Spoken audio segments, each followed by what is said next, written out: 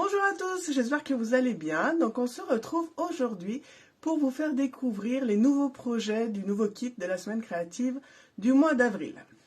On vient de finir cette semaine créative, donc avec 5 nouveaux projets. Donc il y avait 2 cartes, une boîte, une page de scrap et un home déco qui était un cadre. Donc je vais vous présenter les différents projets et si ça vous plaît, le kit sera disponible dès demain. Donc vous pourrez en profiter sans souci.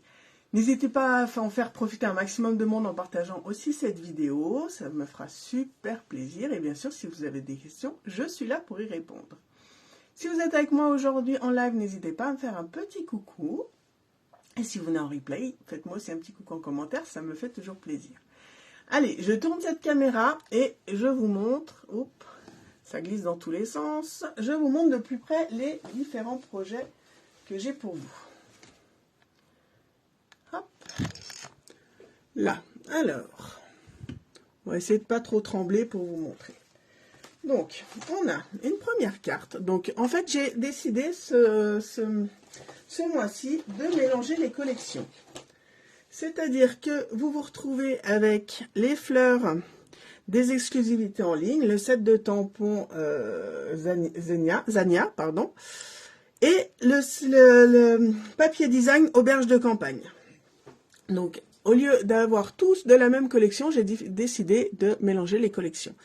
Et on a travaillé avec les Stampin' Blends pour faire une technique de colorisation, pour mélanger en fait différentes couleurs, pour faire un peu de profondeur au niveau du tamponnage, au niveau de donner un effet de lumière dessus. Je ne sais pas si vous voyez là. Donc en fait là je suis partie par exemple sur 2 couleurs complètement différentes. J'avais du mauve mélancolique et du fraisier en fleurs.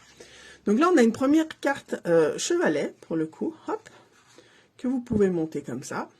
Donc qui n'est pas complètement chevalet parce qu'on n'a pas la totalité. Donc ça c'est la première carte que vous pourrez réaliser grâce à ce nouveau kit. La deuxième carte, c'est celle-ci, que vous pouvez ouvrir comme ça, avec un marque-page intégré dans sa petite pochette à l'intérieur.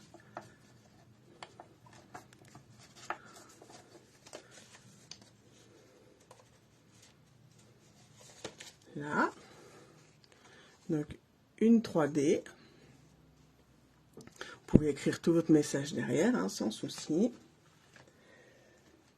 Le troisième projet, c'est une boîte hexagonale où vous pouvez mettre beaucoup de choses quand même à l'intérieur parce qu'elle est assez grande. Je me suis arrangée pour mettre des mesures justement du coup qui vous permettent de mettre beaucoup de choses.